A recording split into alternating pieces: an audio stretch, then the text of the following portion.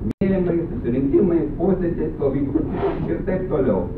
Rašyti, kas yra gerai ir gražu, palydint nuotraukomis. Nuotraukos turi būti juoda ant balto, norint, kad straipsniai ar korespondencijos patektų į savaitės šeštadienį, reikia ją gauti iki trečiadienio vakaro. Pageidautina, kad visa tai būtų siunčiama skyriaus adresu. Jeigu pasitaikytų pasiūsti draugų adresus, tai būtinai ant smuko pažymėkim ateitininkų skyriui. Norėjau baigti savo žodžius liūdnais žodžiais, bet prisiminiau Prano Delenikaičio žodžius, kada žygiavome per ateitininkų kongres telšiuose, kur kovotomis gatvėmis ir lietus pylė per pečius į salę.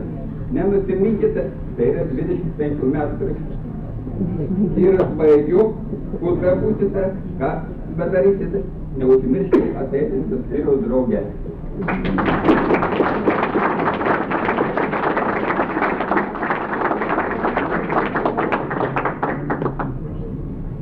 Dėkui Jonas Žadekiui už žodį ir dar didesnis dėkui jam už jo darbą, kuris mums tikrai yra reikalingas.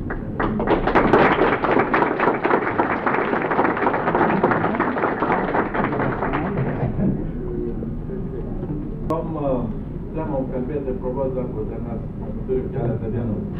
Punktas turėtų būti už kokių 5 minučių maždaug ir dar aš savo biznio sumetimais noriu jums duoti laiko, reiškia pažiūrėti knygų stalo.